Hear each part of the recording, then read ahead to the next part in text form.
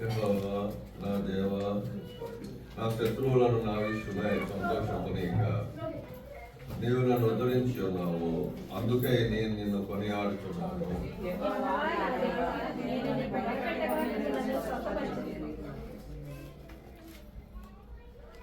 యెహోవా, పాతాళంలో నుండి నా ప్రాణము లేవదీసుకువి, నేను గోతులోనికి దిగకుండా నీవు నన్ను బ్రతికించుకువి.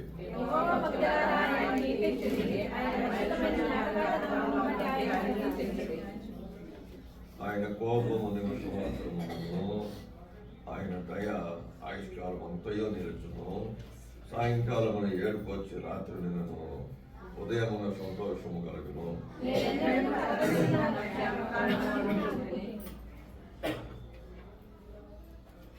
యెహోవా, దయగలిగి నీవే నా పర్వతమును స్థిరపరచుతివి.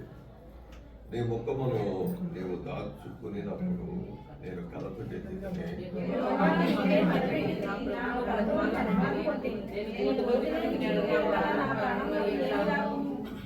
మన్ను నిన్ను స్తుతించునా, నీ సత్యమును గూర్చి అది వివరించునా.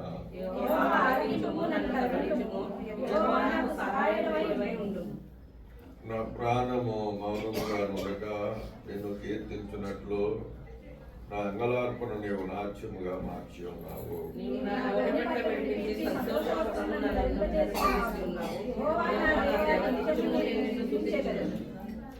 యెహోవా నా దేవా, నిత్యము నేను నిన్ను స్తుతించును.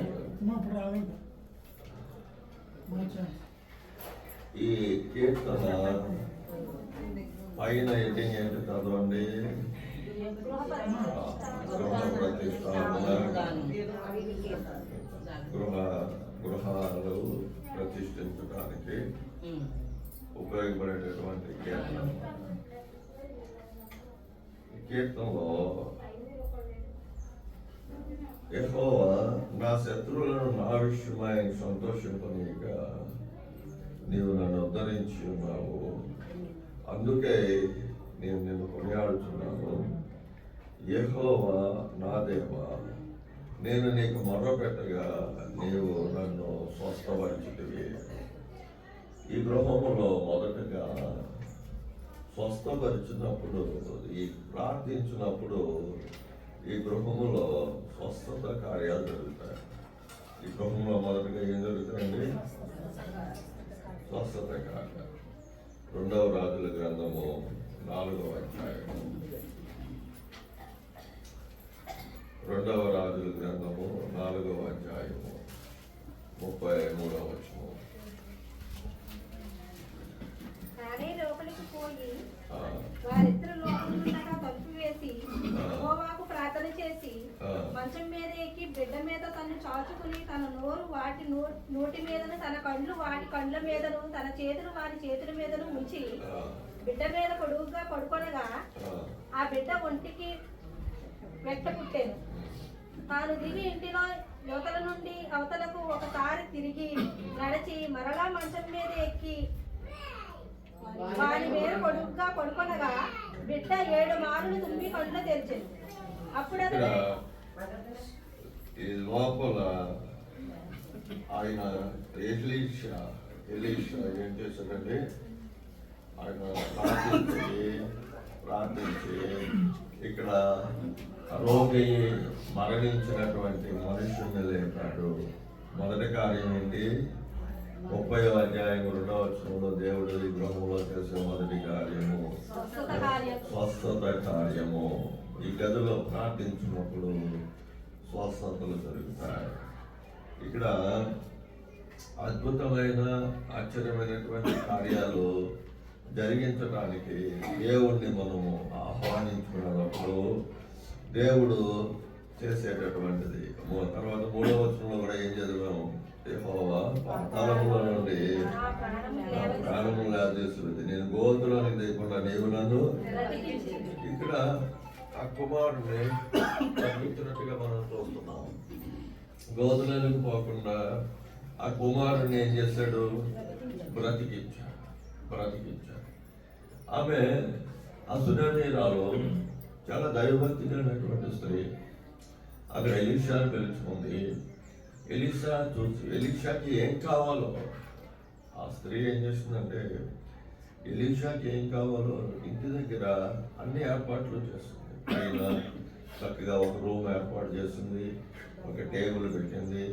అది ఏం కావాలో అన్నీ చూసింది. ఆయనకు భోజన ఏర్పాట్లు అన్నీ చూసింది. దైవజనుడికి ఏమి కావాలో అన్ని ఉన్నాయి. అదే రాజులు 2వ గ్రంథము 4వ అధ్యాయము 8వ వచనం చదవండి.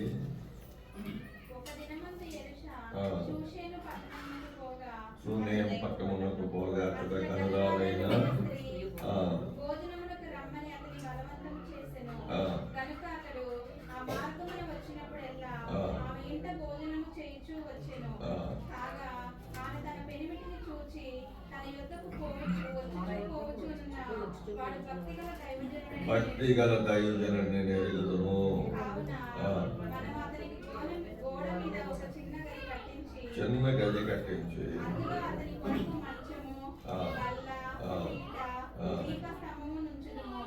అతడు మన యొద్దకు వచ్చినప్పుడెల్లా అందులో బస చేయుచూ వచ్చునని చెప్పెను. అక్కడ మనం చూస్తే ఆ స్త్రీ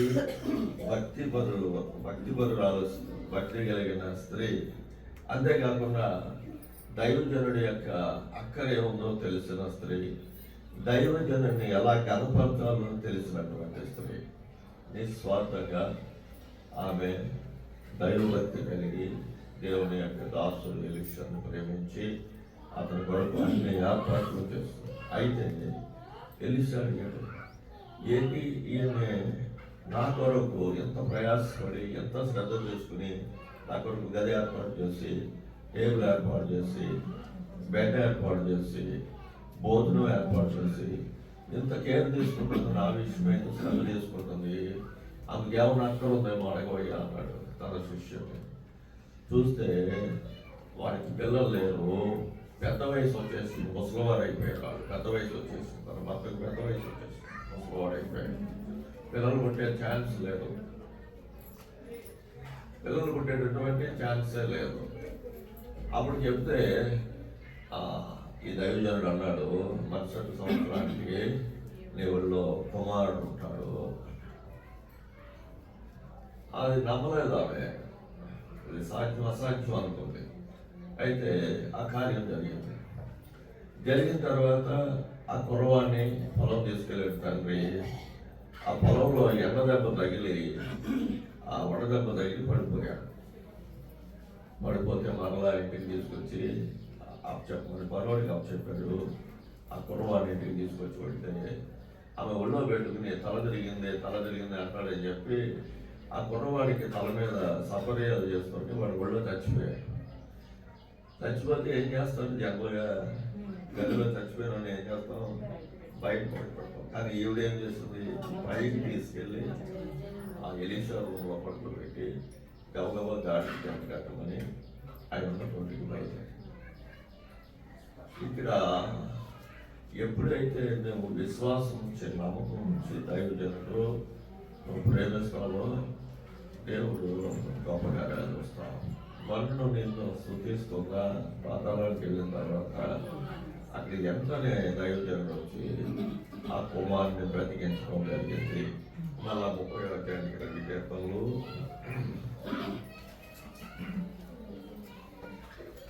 6వ వచనం చదవండి. నేను ఎన్నడూ కదలనని నా క్షేమకాలం అనుకుంటేనే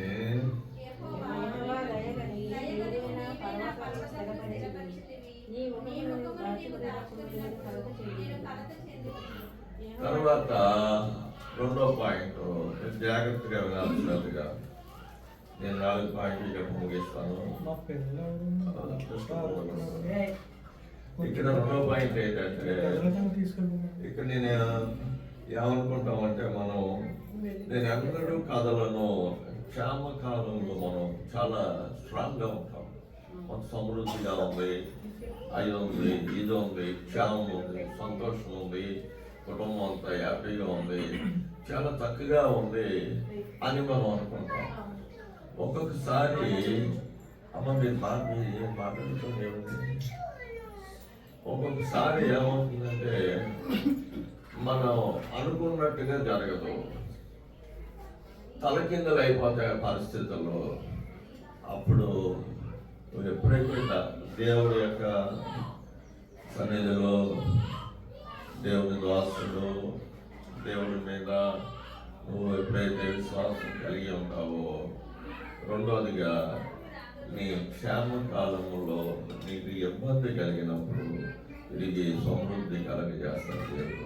అదే రాజులు 2వ గ్రంథం 4వ అధ్యాయం మొదటి చదవండి. అంతటా ప్రవక్తల శిష్యులలో ఒకరి భార్య, ఈ దాసుడైన నాకు ఏమిటి నా పెనుమిటి చనిపోయాడు, అతడు యెహోవా యందు ఎవరు ఒకరే చదవడం. ఇప్పుడు అప్పులవాడు నా ఇద్దరు కుమారులను తనకు దాసులుగా ఉంచుటకి వారిని పట్టుకుని పోవటకు వచ్చి ఉన్నాడని ఎలీషాకు మొరపెట్టగా, ఎలీషా, నా వలన నీకేమి కావాలను, నీ ఇంటిలో ఏమి ఉన్నదో అది నాకు తెలియచెప్పమనేను. అందుకని నీ దాసురాలనైనా నా ఇంటిలో నూనె కొండ ఒకటి ఉన్నది, అది తప్ప మరి ఏమీ లేదని. ఇక్కడ మనం చూసుకున్నప్పుడు ఒక ఆయన భక్తిపరుడు, ఆయన మన భాషలో చెప్పుకోవాలంటే ఆయన ఒక పాస్టర్ గారు అనమాట. ఆయన సడన్గా చనిపోయాడు.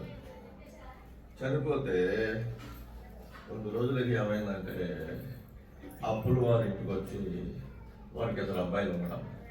పూర్వం ఎట్లా ఉండేదంటే అప్పు చేసి చచ్చిపోయాడు అనుకోండి, ఆ పిల్లలను తీసుకెళ్ళిపోయి ఆ అప్పు తీరేదాకా పని చేయించుకుంటారు, బానిసత్వం చేయించుకుంటారు. పూర్వం అలా ఉండేది. అప్పు చేసి చనిపోతే ఆ అప్పు తీర్చుకుంటానికి ఏం చేసేవారు, కుమారుని తీసుకెళ్ళిపోయి బాగా.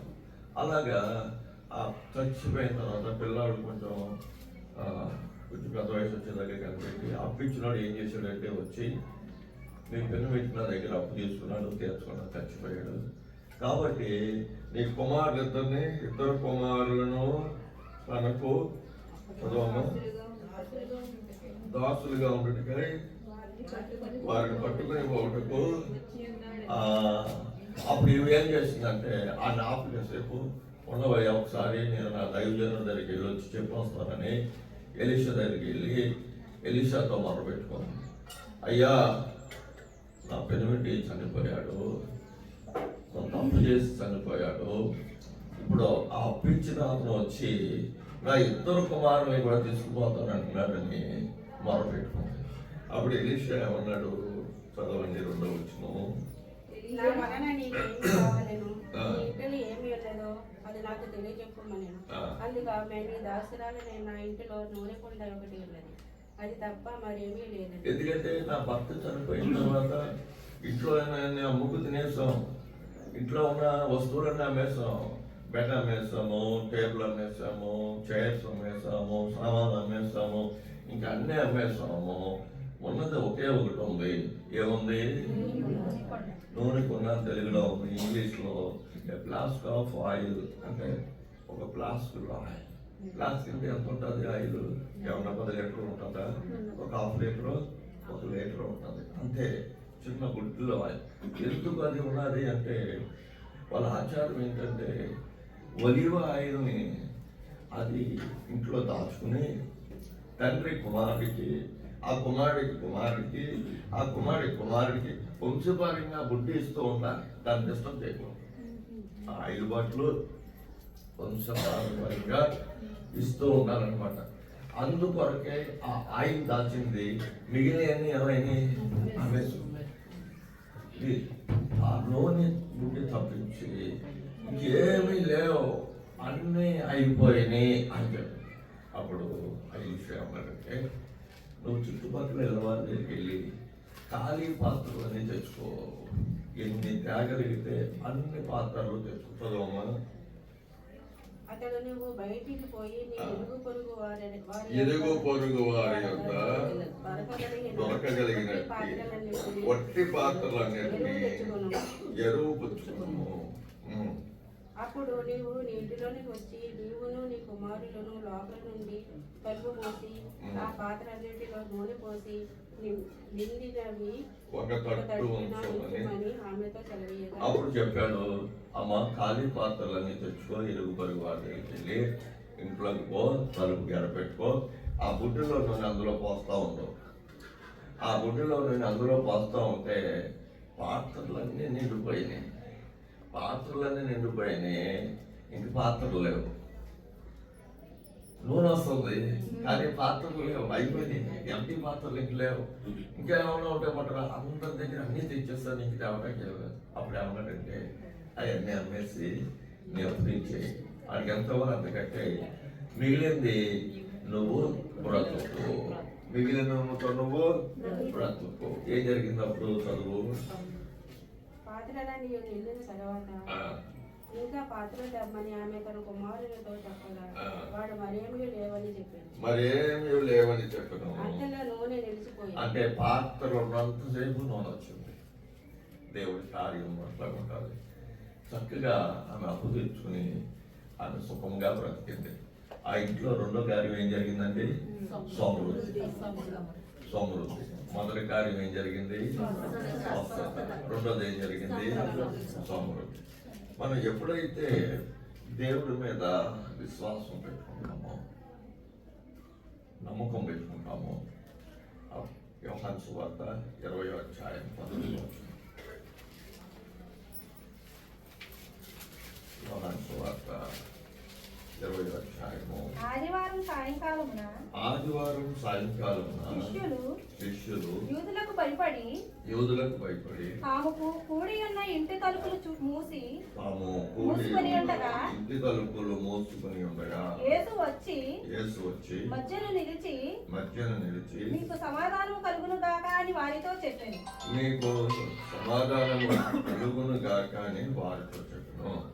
ఆయన అలాగు చెప్పి వారికి తన చేతులను ప్రక్కన చూపగా శిష్యులు ప్రభువును చూసి సంతోషించిరి. అప్పుడు యేసు మరలా మీకు సమాధానము కలుగును గాక. తండ్రి నన్ను పంపిన ప్రకారము నేను మిమ్మల్ని పంపుచున్నానని వారితో చెప్పాను. ఆయన ఈ మాట చెప్పి వారి మీద ఊది పరిశుద్ధాత్మను పొందుడి. మీరు ఎవరి పాపములు క్షమించరో అని వారికి క్షమింపబడును, ఎవరి పాపములు మీరు నిలిచి ఉండనిద్దరో అని నిలిచిండుడని వారితో చెప్పాను. ఇక్కడ మనం చూసుకునేటప్పుడు తలుపు వేసుకుని అప్పుడు భయపడుతున్నారు శిష్యులు. యేసు ప్రభువుని సిలువ వేసిన తర్వాత బయట కనబడితే వాళ్ళు కూడా వేసేస్తారు సిలువ. అందుకని తలుపు వేసుకుని లోపల ఉన్నారు. ఎంతమంది శిష్యులు ఉన్నారు? 10 మంది ఉంటారు. ఎందుకు 10 మంది ఉంటారు అంటే, అప్పుడు ఆ సందర్భంలో ఇస్కరియోతు యూదా చచ్చిపోయాడు. తోమా బయట ఉన్నాడు. చచ్చిపోయాడు. ఆ తర్వాత చదువు. యేసు వచ్చినప్పుడు 12 మందిలో ఒకడైన దిదుమ అనబడిన తోమా వారితో లేకపోయాను. కనుక తక్కిన శిష్యులు మేము ప్రభువుని చూచితమని అతనితో చెప్పగా అతడు నేను ఆయన చేతుల్లో మేకుల గుర్తును చూచి నా వ్రేలు ఆ మేకుల గుర్తులో పెట్టి నా చెయ్యి ఆయన ప్రక్కలో ఉంచితేనే గాని నమ్మనని వారితో చెప్పాను. మనం ఇక్కడ అనుమానము, ఆ గృహంలోకి అనుమానం వచ్చింది. వాళ్ళున్న గృహంలోకి ఏమొచ్చింది? అనుమానం వచ్చింది. అంటే తోమ నమ్మలేకపోయాడు. ఆ సమయంలో యేసు ప్రభు వారు లోపలికి వచ్చినప్పుడు తోమ లేదు అక్కడ. 10 మంది ఉన్నారు. 12 మంది శిష్యులు, ఒకటి చచ్చిపోయాడు. ఆ సమయంలో ఏదో బయటికి వెళ్ళాడు. 10 మంది ఉన్నారు. ఈ 10 మంది యేసు ప్రభుని చూసి నమ్మారు. కానీ అతనికి ఏం లేదు, అనుమానం వచ్చింది. అనుమానము వచ్చిందనమాట. అప్పుడు ఏమైంది? చదవాలి. 8 దినములైన తరువాత ఆయన శిష్యులు మరలా లోపల ఉన్నప్పుడు తోమా వారితో కూడా ఉండెను. తలుపులు మూయబడి ఉండగా యేసు వచ్చి మధ్యన నిలిచి మీకు సమాధానం కలుగుగాక అనెను. తరువాత తోమాను చూచి నీ వ్రేలు ఇటు చాచి నా చేతులు చూడుము, నీ చేయి చాచి నా ప్రక్కలో ఉంచి అవిశ్వాసివి కాక విశ్వాసివై ఉండు అనెను. అందుకు తోమా ఆయనతో నా ప్రభువా నా దేవా అనెను. ఇప్పుడు అనుమానం ఏమైపోయింది? అనుమానం పోయింది. ఇప్పుడు మీరు ఇంకా కొంచెం ముందు చదివేశారు. 23 నుంచి చదువున్నా. 23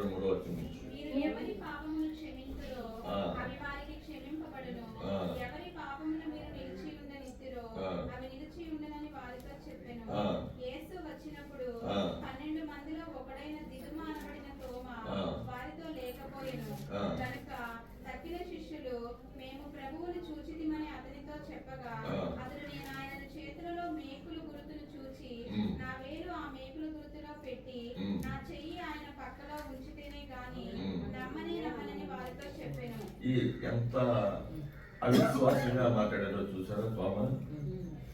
చెయ్యి పెట్టి ఆ చెల్లిలో ఆయన గాయముల్లో వేలు పెట్టి చూస్తేనే గాని మరి అతను మనకలాగా తొడకి నమ్మినవాడా, యేసు ప్రభు కూడా తిరిగి నమ్మినవాడా, కూడా తిరిగినాడు టేబుల్తో భోజనం ఆయనతో పాటు సమానంగా భోజనం చేసినటువంటి వాడు. అలాంటి వ్యక్తికే ఎంత డౌట్ వచ్చిందో చూడండి, ఎంత అనుమానం వచ్చిందో చూడండి. కాబట్టి మన గృహాల్లో కూడా ఒక్కొక్కసారి ఏదైనా ఆశ్చర్యకారం కలిగితే వీళ్ళు అలాగే చెప్తారు అనేసి నమ్మరు, విశ్వాసం ఉండదు. కాబట్టి నువ్వు ఎప్పుడైతే నీ గృహంలోకి యేసు ప్రభువుని ఆహ్వానించుకుంటావో నీ గృహంలో ఉన్న అపనమ్మకము, అవిశ్వాసము, అనుమానము ఇవన్నీ ఏమైపోతాయి? అవన్నీ పటాపంచలం అయిపోతాయి. అవన్నీ కూడా ఎక్కడ ఎవరు ఏ రీతిగా నీకు చెప్పినా నువ్వేమో అలాంటి సమృద్ధైనటువంటి చక్కటి విశ్వాసాన్ని, నమ్మకాన్ని ఆ కుటుంబంలో నీవు పొందుకుంటావు. తర్వాత పరిశుద్ధాత్మ నడిపింపు ఉంటుంది. అపోస్తుల కార్యములు 12వ అధ్యాయం. అపోస్తుల కార్యములు 12వ అధ్యాయము 13వ వచనం చదువుగా. అతడు తలవాకిట తలుపు తట్టుచుండగా ఆ. రోదే అను ఒక చిన్నది ఆలకించుటకు వచ్చెను. ఆ. ఆమె పేతురు స్వరము గుర్తుపట్టి సంతోషము చేత తలుపు తీయక లోపలికి పరిగెత్తుకుని పోయి ఆ. పేతురు తలుపు దగ్గర నిలిచి ఉన్నాడని తెలిపెను. ఆ. అందుకు వారు నీవు పిచ్చిదానివనిరి. ఆ. అయితే తాను చెప్పినది నిజమే అని ఆమె దృఢముగా చెప్పినప్పుడు ఆ. వారు అతని దూత అనిరి. ఆ. పేతురు ఇంకను తట్టుచున్నందున ఆ. వారు తలుపు తీసి అతని చూచి విభ్రాంతి నొందిరి. ఆ. అతడు ఊరకుండుడని వారికి సైగ చేసి ఉమ్. ప్రభువు తన చెరసాలలో నుండి ఎలాగూ తీసుకొని వచ్చెనో వారికి వివరించి యాకోబును సహోదరులందరకును ఈ సంగతులు తెలియజేయుడని చెప్పి బయలుదేరి వేరొక చోటికి వెళ్ళెను. ఇక్కడ యాకోబును చంపేశారు. తర్వాత పేతును కూడా చంపేయడానికి జైల్లో పెట్టేశారు. ఆ రాత్రి సంఘము భారముగా ప్రార్థన చేస్తుంది. యోహాను అనే మార్క్ ఇంటికాడికి 12వ వచనం చూడండి. 12వ వచనం 12. అట్లు ఆలోచించుకొని ఇట్లు ఆలోచించుకుని అతడు మార్కు అని మారు పేరు గల ఆ. యోహాను తల్లి అయిన ఆ. మరియా ఇంటికి వచ్చెను. ఆ. అక్కడ అనేకులు కూడి ఆ. ప్రార్థన చేయుచుండిరి. ఆ. ఒకడు తలుపు వాకిట అతడు తలవాకి తలుపు తట్టుచుండగా ఇక్కడ ఎప్పుడైతే ఈ పేతును కూడా చంపేద్దామని ఆ రాత్రి జైల్లో పెట్టారో సంఘము ఈ మార్కు అనేటటువంటి యోహాను ఇంట్లో చేరి అత్యాసక్తితో ప్రార్థన చేస్తున్నారు కానీ వారికి ఏమి లేదు, నమ్మకం లేదు. ప్రార్థన చేస్తే దేవుడు కార్యం జరిగించున్నాడు. జైలు తాళాలు ఊడిపోయినాయి, గేట్లు తెరిచిపోయినాయి, అన్ని బయటకు తీసుకొచ్చేసాడు. దోతలాగా చెప్పులు తొడుక్కోమన్నాడు. అలా తీసుకొచ్చి రోడ్డు మీదకి తీసుకొచ్చి విడిచిపెట్టాడు. అప్పుడు దాకా పేదలు కూడా కళ్ళనుకుంటున్నాడు, ఇదంతా కళ్ళనుకుంటున్నాడు. అద్భుతంగా నిజమంది కళ కాదు. అక్కడ వదిలేసిన తర్వాత పో, మీ శిష్యులకి పోవన్నాడు. అంటే వచ్చి తలుపు కొడుతున్నాడు. సంఘము ఎక్కడైతే చేరి, ఎవరింటికాడైతే చేరి ప్రార్థన చేస్తున్నారో అక్కడికి వచ్చి తలుపు తడుతున్నాడు. తలుపు తడుతుంటే ఆ చిన్న అమ్మాయి ఉంది వాళ్ళ ఇంట్లో రోజే, ఆ స్వరాన్ని గుర్తుపెట్టింది.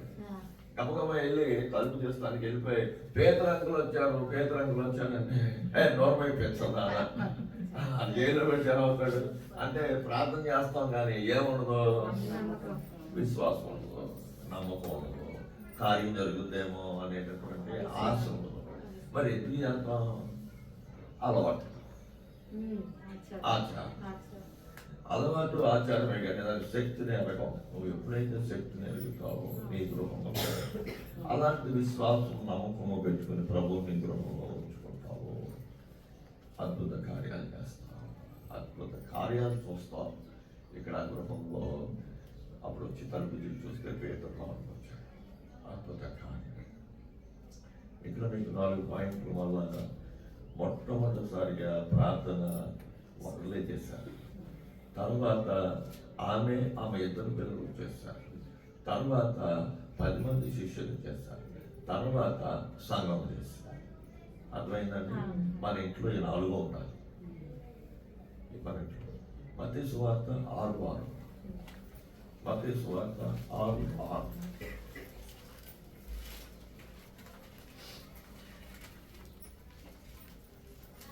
ప్రార్థన చేయనప్పుడు నీ గదిలోనికి వెళ్ళి తలుపు వేసి రహస్యమందున నీ తండ్రికి ప్రార్థన చేయుము. నీవు ప్రార్థన చేయనప్పుడు నీ గదిలోనికి వెళ్ళి తలుపు వేసి రహస్యమందున్న నీ తండ్రికి ప్రార్థన చేయము. అప్పుడు రహస్యమందున చూచి నీ తండ్రి నీకు ప్రతిఫలం ఇచ్చును. నువ్వు తలుపు వేసుకుని నువ్వు ఎప్పుడైతే రహస్యమందున్న దేవుడికి నువ్వు ప్రార్థన చేస్తావో దేవుడు ఏమనడము అప్పుడు మన చదవమాట అప్పుడు రహస్యమందు చూచు నీ తండ్రి నీకు ప్రతిఫలం ఇచ్చును.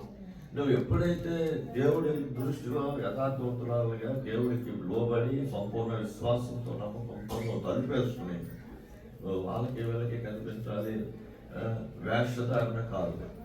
తలుపు వేసుకుని నీ గదిలో నువ్వు ఎప్పుడైతే దేవుడికి ప్రార్థన చేస్తున్నావో రహస్యమందు చూసే దేవుడు నీ ఇంట్లోకి వస్తాడు. అప్పుడు ఆయన నీకు ఏం చేస్తాడు? ప్రతిఫలం ఇస్తాడు. అక్కడ ఒంటరిగా జరిగినప్పుడు ప్రతిఫలము, కుటుంబంగా జరిగినప్పుడు ప్రతిఫలము, 10 మంది మతగా చేసినప్పుడు ప్రతిఫలము, సంఘముగా చేసుకున్నప్పుడు మనం ప్రతిఫలాలు ఆ గృహంలో చూస్తాం. ఏ గృహంలో అయితే దేవుడిని ఆహ్వానిస్తారో, దేవుడికి భయపడతారో, దేవుడికి లోబడతారో, దేవుని యందు విశ్వాసం ఉంచుతారో, దైవదాసుడికి ప్రేమ కలిగి దైవదాసుని ప్రేమించి లోబడి ఉంటారు. అది నేను దినవృత్తాంతాల గ్రంథంలో ఏమంటానంటే దేవుడు నమ్ముకోండి తర్వాత ప్రవక్తలనే కృతజ్ఞులు. అలాగే కృతార్థులు అవ్వాలి అంటే బైబిల్ వాక్యాన్ని క్రమాన్ని మనం అనుసరించాలి. బైబిల్ క్రమాన్ని మనం అనుసరించకుండా మన ఇష్టానుసారంగా మనం ఉండి భక్తి చేస్తూ ఉంటే అది వేషధారణ భక్తి అవుతుంది. అదే తప్పించి మనకేమి విజయం కాదు. కాబట్టి ఈ గృహంలో ఆ రీతిగా దేవుడి కార్యాలు దేవుడు జరిగిస్తారు. తర్వాత ఓకే, ఈ యాత్రా జీవితంలో మనం వెళ్తున్నప్పుడు అనేక రకాలైనటువంటి డే టు డే అంటే ఏ రోజుకి ఆ రోజు అనేక రకాల సమస్యలు మనం ఎదుర్కొంటూ పోవాలి. ఫిలిప్పీయులకు రాసిన పత్రిక 4వ అధ్యాయము 6-7 వచనాల తర్వాత ఫిలిప్పీ 4వ అధ్యాయము 6-7. దేనిని గూర్చి చింతపడకుడు గాని ప్రతి విషయములోను ప్రార్థనా విజ్ఞాపనము చేత కృతజ్ఞతాపూర్వకంగా మీ విన్నపములు దేవునికి తెలియజేయండి. అప్పుడు సమస్త జ్ఞానమునకు మించిన దేవుని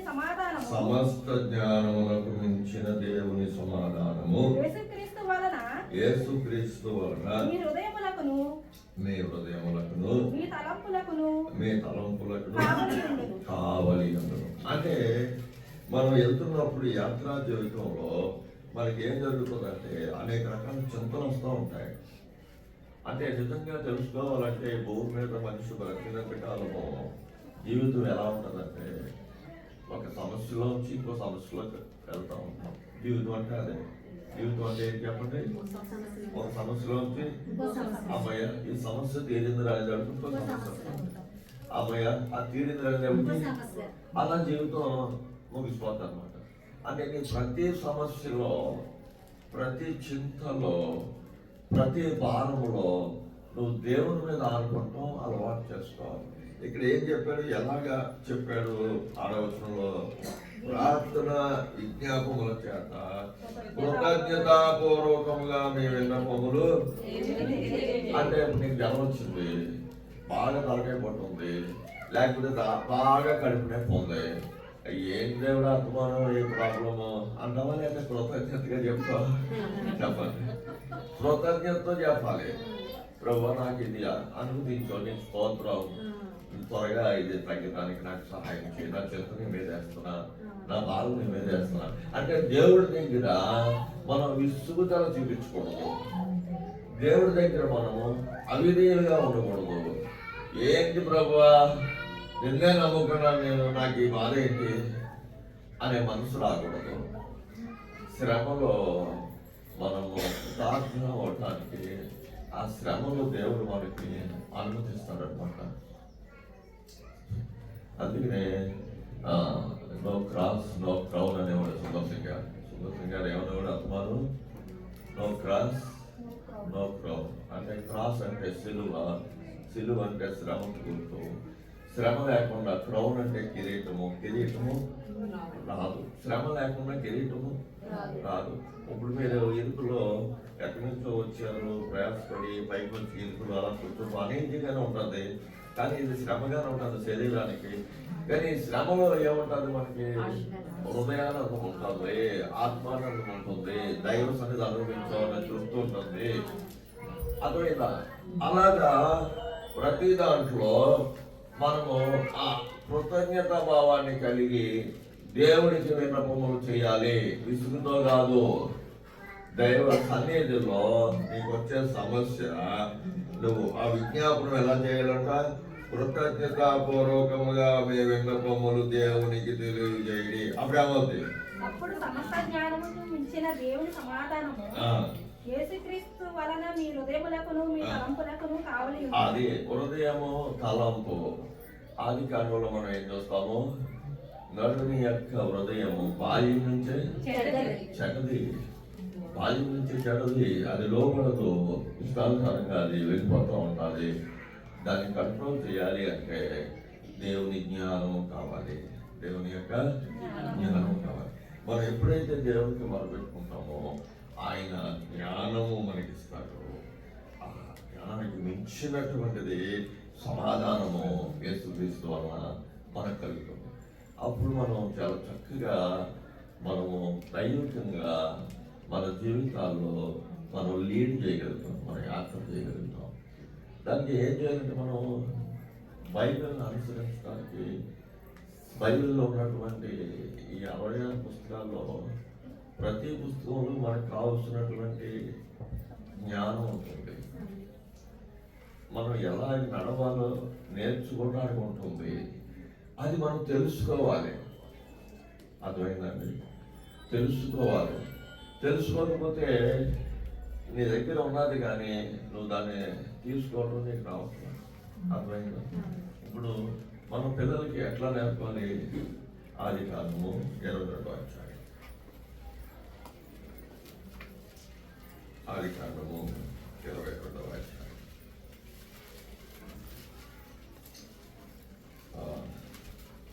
5-6 వచనాలు. 5-6 నేను ఈ చిన్నవాడును అక్కడికి వెళ్ళి దేవునికి మొక్కి మరల మీ అద్దెకు వచ్చేదనని చెప్పి దహన బలిని కట్టెలను తీసుకుని తన కుమారుడు ఇస్సాకు మీద పెట్టి తన చేతిలో నిప్పును కత్తిని పట్టుకుని పోయింది. వారిద్దరూ కూడి వెడుచుండగా ఇస్సాకు తన తండ్రి అబ్రహాముతో నా తండ్రి అని పిలిచాడు. అందుకు అతడు ఏమి నా కుమారుడా అని.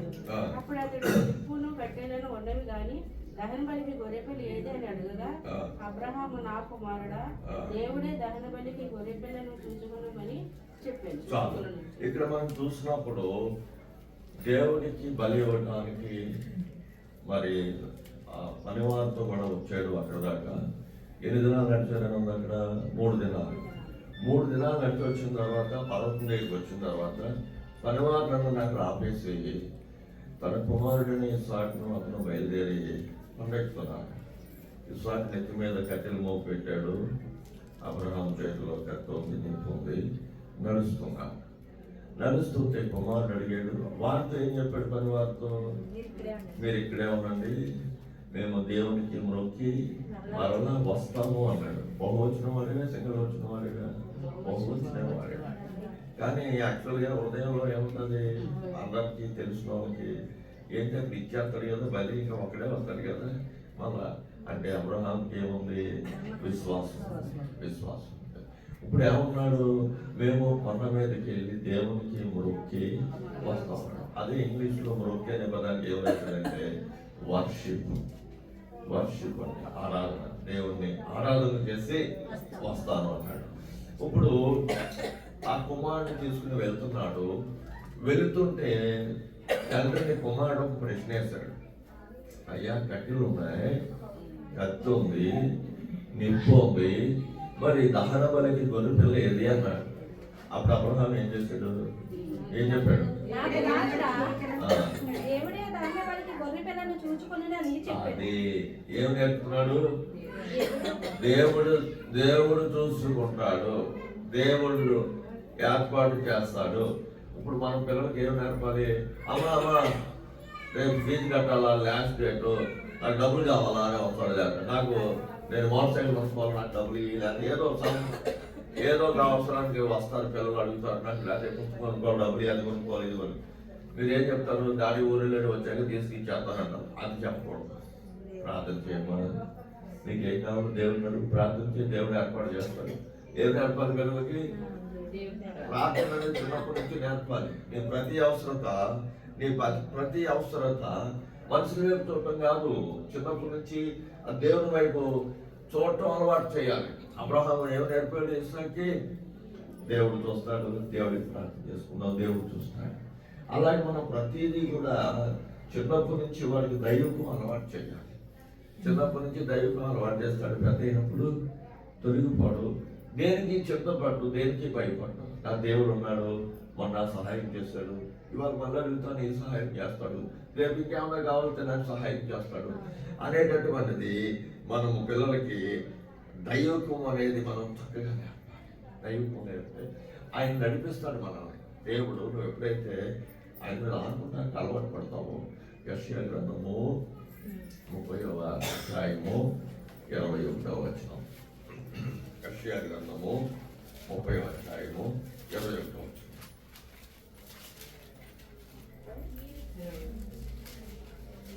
మీరు కుడి కట్టునైనను ఎడమ కట్టైనను తిరిగినను ఇదే త్రోవ, దీనిలో అంటే మనం ఇదే త్రోవ, దీంట్లో నేను నాకు సెంటర్లోకి వచ్చాను.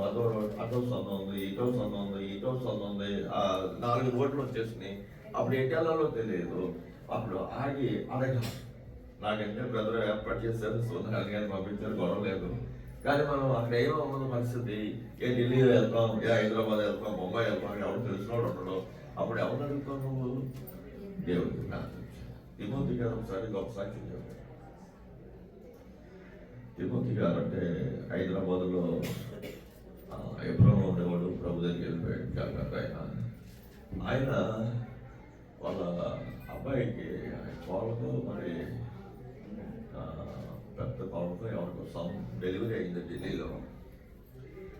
ఢిల్లీలో డెలివరీ అయితే హాస్పిటల్లోంచి వచ్చేసేటప్పుడు డిశ్చార్జ్ చేస్తున్నప్పుడు ఆ ఢిల్లీలో అంబాసిడర్ కార్డు మాట్లాడుకుని, ఆ రోజుల్లో ట్యాక్సీలు అంటే అయ్యే అంబాసిడర్ కార్డు ఉంటాయి, ట్యాక్సీ మాట్లాడుకుని ఆ సామానంతా ఫైల్స్, సామాన్లు, బెడ్షీట్లు ఇవన్నీ డిక్కీలో పెట్టేసుకుని ఆ పేషెంట్ ఆ పిల్లని పెట్టుకుని వాళ్ళు ఇంటికి వచ్చారు.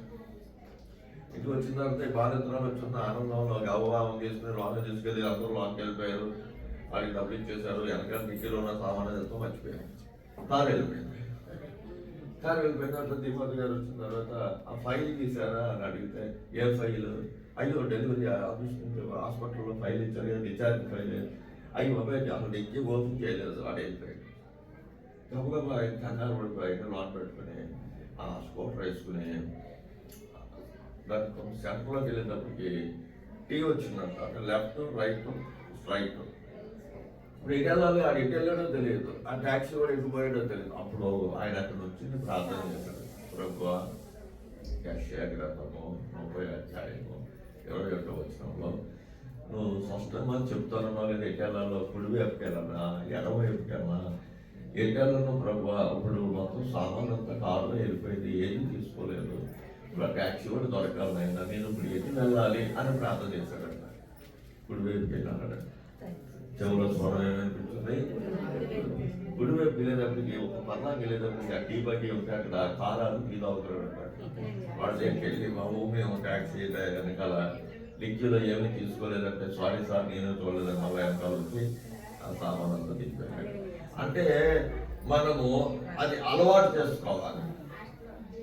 ఎలా అమ్మా చాలా చక్కగా మాట్లాడుకుంటున్నాను, మిత్రులు వేరే లోపల ఉంటున్నారు. ఇప్పుడు నేనేం చెప్పాను చెప్పినప్పుడు అది మాకు అనవసరమా? వినమ్మా, ఏంటే విశ్వాసం వస్తుంది, వినటం వలన రోమ 10:17 ఏముంటుంది? వినటం వలన విశ్వాసం. మనం ఇక్కడికి ఎందుకు వచ్చాం? వినడానికి వచ్చాం. నేను నేర్చుకుంటే మీరు ఇక్కడికి వచ్చి కష్టపడిన దానికి, నేను ఇక్కడికి వచ్చిన దానికి మీరు విని ఏదైనా నేర్చుకుంటే ఆత్మీయ జీవితంలో ఏదైనా ప్రయోజనం ఉంటుంది. ఆత్మీయ జీవితంలో ప్రయోజనం ఉంటుంది. ఇప్పుడు నువ్వు ఎట్లా పోవాలి, ఏమి చేయాలి? నీకు పాలు అవట్లేదు. నీకు ఒక్కొక్కసారి 2-3 ఇంటర్వ్యూలు వచ్చేస్తాయి. ఏ ఇంటర్వ్యూకి వెళ్ళాలి? ఒక్కొక్కసారి 2-3 అపాయింట్మెంట్లు వచ్చేస్తాయి. దేంట్లో జాయిన్ అవ్వాలి, డిసైడ్ అవ్వాలి అంటే ప్రభువుని అడగాలి. ప్రభు అడిగితే ప్రభు ఏం చెప్తాడమ్మా? నీ గైడెన్స్ అంటాడు. మనం మనుషుల గైడెన్స్ తీసుకోకూడదు. ఎవరి గైడెన్స్ మనకు అవసరం? దేవుడి దగ్గర విచారం చేయాలి. దేవుడి దగ్గర విచారం చేస్తే దేవుడు అద్భుతంగా నడిపిస్తాడు. దావీదు ఉన్నటువంటి మంచి లక్షణం అది. దావీదు ఏం చేసేవాడమ్మా? 1 సమూయేలు గ్రంథము 23వ అధ్యాయము 1వ వచనం. సమూయేలు 1 గ్రంథము 23వ అధ్యాయం 1వ చదవండి. తరువాత ఫిలిష్తీయులు కేయిలా మీద యుద్ధం చేసి కళ్ళముల మీద ధాన్యంను దోచుకొంచున్నారని దావీదునకు వినబడింది.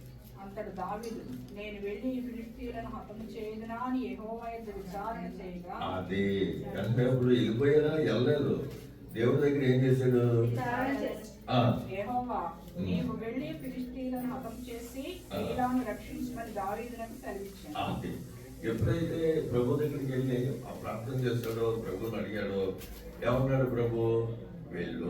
వెళితే ఏం జరుగుతుంది నీకు?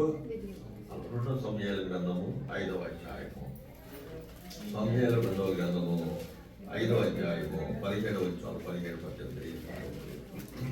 జనులు ఇశ్రాయేలీయుల మీద రాజుగా దావీదును పట్టాభిషేకం చేశారని ఫిలిష్తీయులకు వినబడినప్పుడు దావీదును పట్టుకొనుటకై ఫిలిష్తీయులందరూ వచ్చింది. దావీదు ఆ వార్త విని ప్రాకార స్థలమునకు వెళ్ళిపోయాడు. ఫిలిష్తీయులు దండెత్తి వచ్చి రెఫాయీము లోయలో వ్యాపింపగా దావీదు, నేను ఫిలిష్తీయులకు ఎదురుగా పోయేదనా, వారిని నా చేతికి అప్పగింతువా అని యెహోవా యొద్ద విచారించినప్పుడు, విచారణ దేవుడి దగ్గరికి వెళ్ళిపోయి విచారించి ప్రార్థన చేశాడు. ఎప్పుడైతే ప్రార్థన చేస్తాడో ఏమన్నాడు? చదవండి. నిస్సందేహముగా వారిని నీ చేతికి అప్పగించు. నిస్సందేహముగా వారిని చేతికి.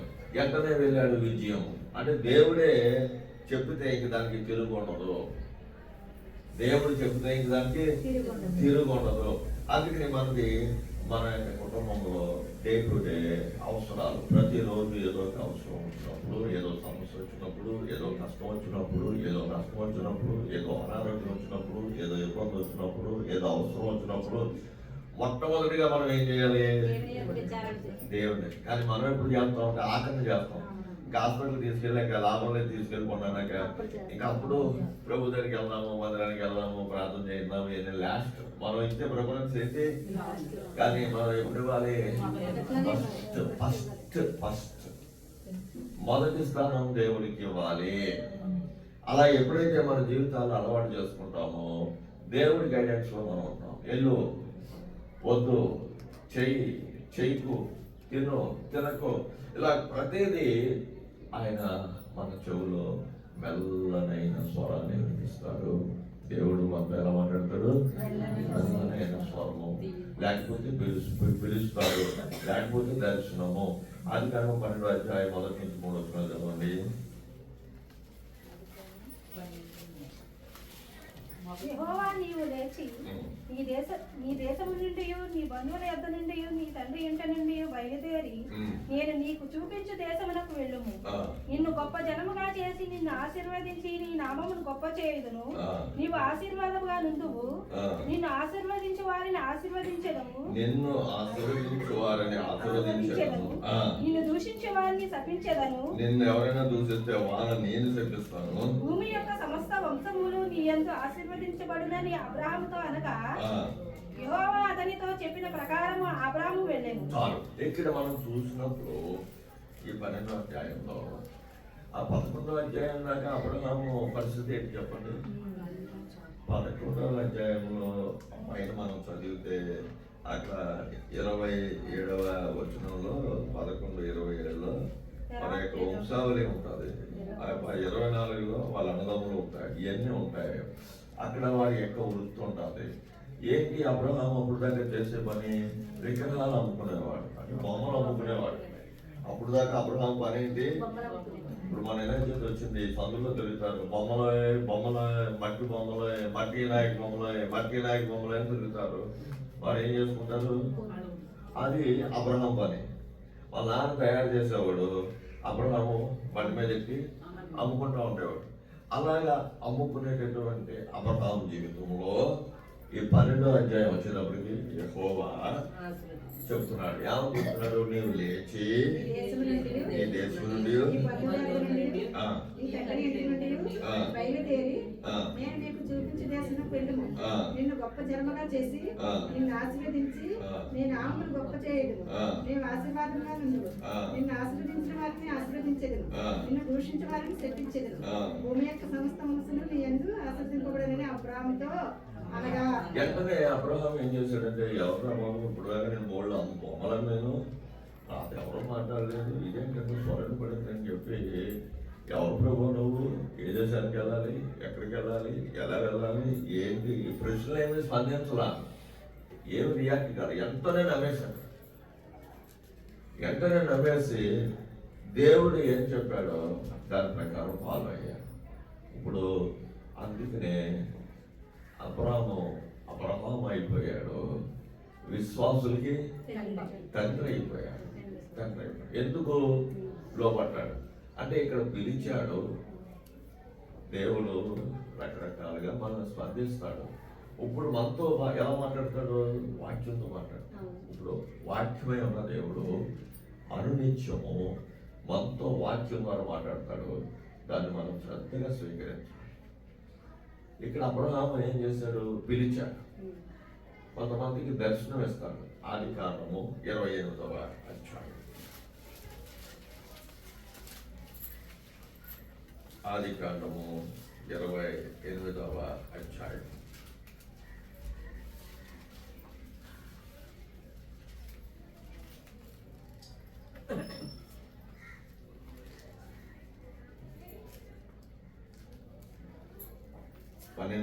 చదవండి. అప్పుడు అతడు ఒక కలగనను, అందులో ఒక నిచ్చెన భూమి మీద నిలబడి ఉండును. దాని కొన ఆకాశం కట్టెను, దాని మీద దేవుని దూతలు ఎక్కుచూ దిగుచుండేది. ఆకాశం అంటేను దాని మీద దేవుని దూతలు ఎక్కుచూ దిగుచుండే. మరియు యెహోవా దానికి పైగా నిలిచి, నేను నీ తండ్రిని అబ్రహాము దేవుడను, ఇస్సాకు దేవుడనని యెహోవాను, నీవు పండుకుని ఉన్న ఈ భూమిని నీకును నీ సంతానములకు ఇచ్చేదను. నీ సంతానము భూమి మీద లెక్కకు ఇసుక రేణువులే వెలగును.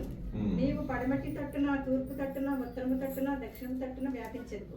భూమి యొక్క వంశములన్నీ నీ మూలముగాను నీ సంతానం మూలముగాను ఆశీర్వదింపబడను. ఇదిగో నేను నీకు తోడై ఉండి నీవు వెళ్ళి ప్రతి స్థలమందు నిన్ను కాపాడుచు ఈ దేశంలోకి నిన్ను మరలా రప్పించదను.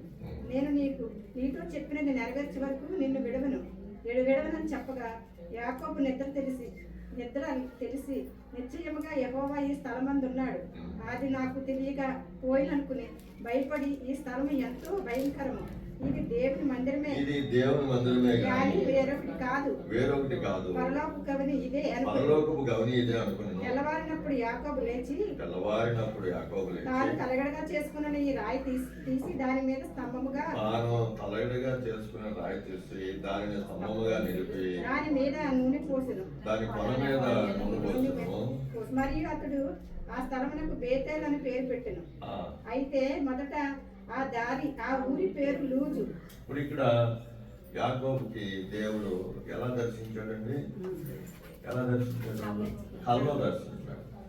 కల్లో దర్శించి అంత తేటగా చూపించాడు. అప్పుడు యాకోబుకి అర్థమైందా లేదా? అర్థమైంది. 16వ వచనం చదవండి. యాకోబు నిద్ర తెలిసి నిద్ర తెలుసు అంటే నిద్ర మేల్కొని నిశ్చయంగా యెహోవా ఈ స్థలమందున్నాడు. నిశ్చయముగా యెహోవా ఈ స్థలమందు ఉన్నాడు అది తెలియకపోయిననుకుని అనుకుని ఈ భయపడ్డాడు. స్థలం ఎంతో భయంకరము. ఈ స్థలం ఎంతో భయంకరం అనుకుని ఇది దేవుని తెలుసుకున్నాడు. మందిరమే. ఇది దేవుని మందిరమే అని తెలుసుకున్నాడు. గాని వేరొకటి కాదు. ఏ రోటి కాదని అర్థమైంది. పరలోకపు గవిని ఇదే. పరలోకపు గవిని ఇదే అని అర్థమైంది. తెల్లవారినప్పుడు యాకోబు లేచి తాను తలగడగా చేసుకున్న రాయి తీసి దానిని స్తంభంగా నిలిపి దాని స్తంభముగా దాని నిలిపి కొన మీద నూనె పోయేసెను. దాని మీద నూనె పోసి కొన మరియు మీద అతడు ఆ స్థలమునకు బేతేల్ అని పేరు పేరు కూడా పెట్టేశాడు. దేవుని మందిరము ఇంకా వేరేది కాదని. మరి యాకోబు అక్కడ ఉన్నాడా? ఎక్కడ పోయాడు?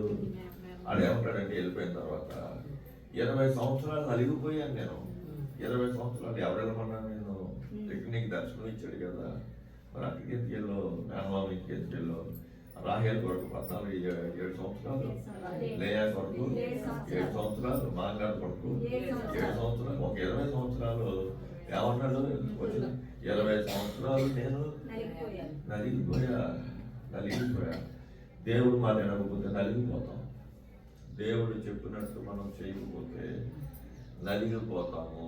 నువ్వు మళ్ళా మీరు చూస్తే మళ్ళీ అక్కడికే వస్తాడు. ఆ వేదికకి ఆ ఎబ్రవరి దగ్గర మళ్ళీ అక్కడికే వచ్చి మళ్ళీ అక్కడ రాత్రి దేవుడి దర్శనం పొందాం. కాబట్టి ప్రియులారా, మన దర్శనానికి వ్యతిరేకంగా వెళ్ళినా, పిలుపుకి వ్యతిరేకంగా వెళ్ళినా, ఆయన చూపించిన దానికి వ్యతిరేకంగా వెళ్ళినా, ఆయన చెప్పిన దానికి వ్యతిరేకంగా మనం చేసిన అంటే దాన్ని ఏమంటారంటే స్వనీతి. ఇందాక నాకు ఈ పాటలు పట్ల జోయల్ గారు అప్పుడు చెప్పారు కదా, సోబుద్ధిని ఆధారం చేసుకుంటే అది ఇక్కడ యాకోబు సోబుద్ధిని ఆధారం చేసుకుని ఎన్ని సంవత్సరాలు బాధపడ్డాడమ్మా?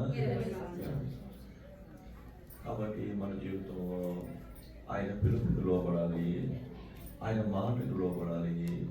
ఆయన మనకి దర్శించినప్పుడు ఆ దర్శనానికి లోపడాలి. మన స్వచిత్తాన్ని కొట్టివేసుకోవాలి. మనుషుల ఇచ్చ అంటే మనుషుల ఇష్టం. మనం మన ఇష్టాన్ని చేయడానికి ఎక్కువ మొగ్గు చూపుతాం. మనుషుల ఇష్టాన్ని చేయడానికి మన మనుషుల ఇష్టం చేయడానికి మానవుని యొక్క మనసు ఎలా ఉంటుంది? మనుషుల యొక్క ఇష్టం చేయడానికి మనకి ఇష్టంగా ఉంటుంది. దేవుని యొక్క మాట వినడానికి మనకి కష్టంగా ఉంటుంది. అయితే మనుషుల యొక్క మాట ఇష్టాన్ని నెరవేరిస్తే తర్వాత కష్టం అవుతుంది.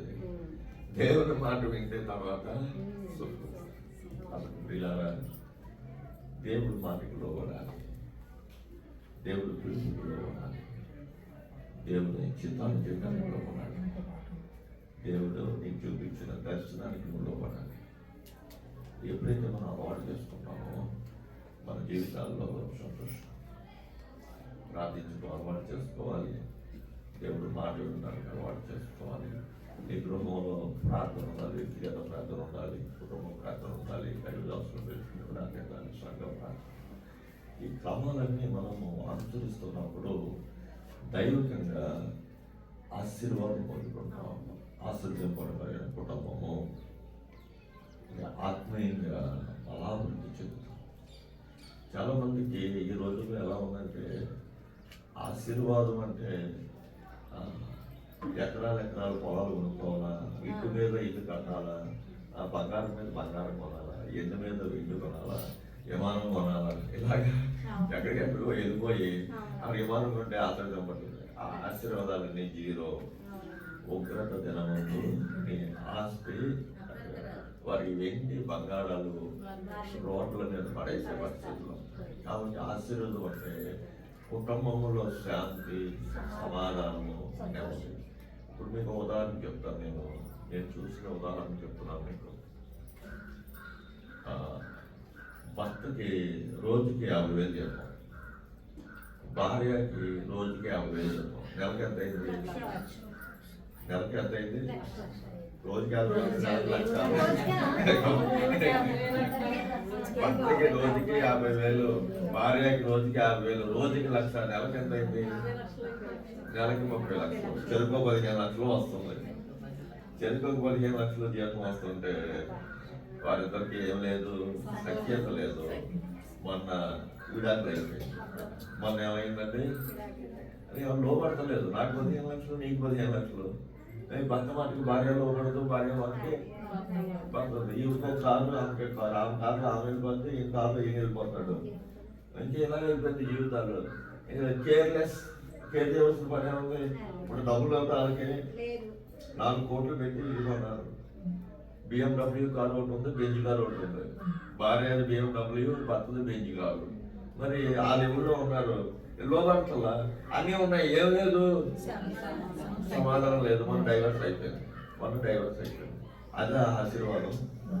అన్నీ ఉన్నాయి, ఏం లేదు, శాంతి లేదు, సమాధానం.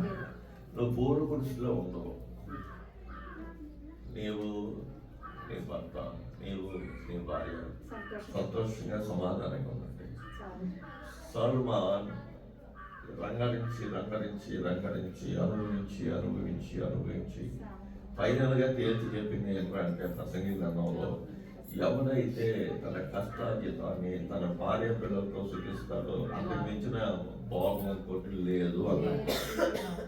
అన్ని చేసేసి కంటికి నచ్చింది చేశాడు, చెయ్యికి చేయాలన్నా చేశాడు, కాళ్ళకి నడవాలన్న తోటకి వెళ్ళాడు. అన్నీ అందులో ప్రసంగి చదవాలి. క్రైస్తవ జీవితంలో ప్రసంగి బాగా చదివితే మనకి జ్ఞానం వస్తుంది. అన్నీ చేసి ఫైనల్గా ఏమన్నాడంటే అన్నీ కాబట్టి అక్కడ ఒక మాట అంటాడు ప్రసంగిలో. ఆఖరి మాట చదవండి, ఆఖరి అధ్యాయం 12వ అధ్యాయం ఆఖరి మాట.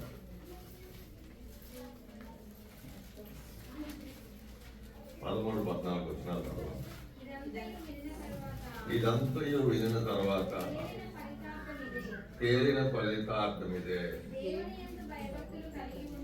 దేవుని యందు భయభక్తులు కలిగి ఉంది, ఆయన కట్టడలను అనుసరించి నడుచుతుండవలను. మానవ కోటికి ఇదియే విధి. గూఢమైన ప్రతి అంశం నుంచి దేవుడు విమర్శ చేయనప్పుడు ఆయన ప్రతిక్రియను అది మంచిదే గాని చెడ్డదే గాని. అందుకనే మనం ప్రతి ఆదివారం పనులోకి వెళ్ళేటప్పుడు మనలను మనమే పరిశీలించుకునే తీర్పు పొందకపోదుము అని చదువుతున్నాం. అర్థమైందండి?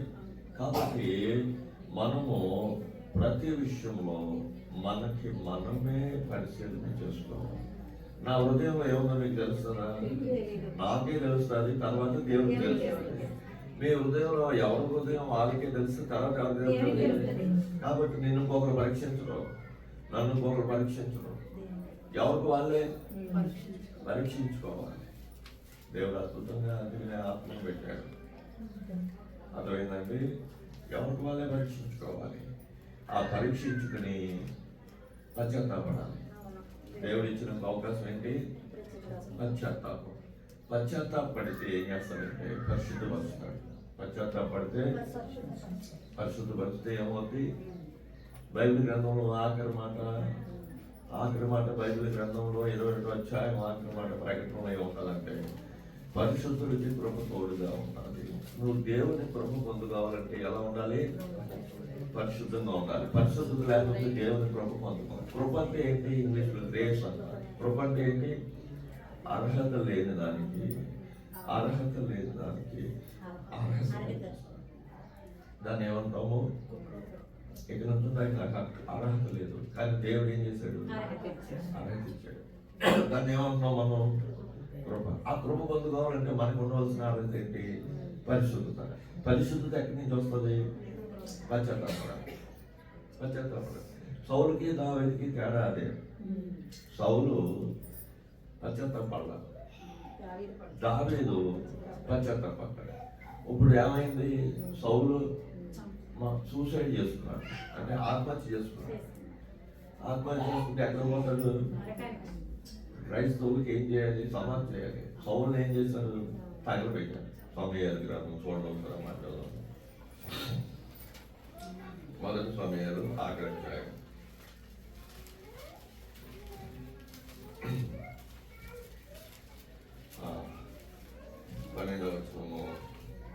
12వ వచనం చదవండి. 31వ అధ్యాయము మొదటి సమయాలు 31, 12. బలశాలందరూ నడిచి సౌలు మొండెమును అతని కుమారుల కళేబరములను నుండి యాబేషునకు తిరిగి వచ్చి వాటిని ఇప్పుడు ఏం చేశారండి వారిని? మరి ఏం చేయాలి క్రైస్తవులు? మరి సౌలుకి ఏమైంది? దహనం. అప్పుడు దావీదుకి తెలిసిన తర్వాత ఏం చేస్తారంటే ఆ కాలని ఎముకలు ఉంటే ఆ ఎముకలు తీసుకెళ్ళి మళ్ళా పాతి పెట్టాడు. ఎందుకు? వారి మీద ఉన్న ప్రేమ. మరి దావీదుకి అలా రాలేదు. దావీదు సౌలు కంటే పెద్ద పాపమే చేశాడు. కానీ దావీదుకి ఏమొచ్చింది? ఎందుకు వచ్చింది? ఎందుకు వచ్చింది? తప్పు చేయడం మానవ సహజము. కానీ మనం ఏం చేయాలి? అందుకనే ఏప్రిల్ రాసిన పత్రిక 12వ అధ్యాయము 14వ వచనం చదవండి.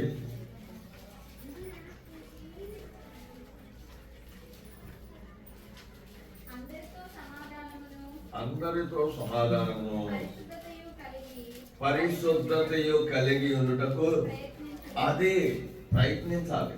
మళ్ళా చదువమ్మా. అందరితో సమాధానమును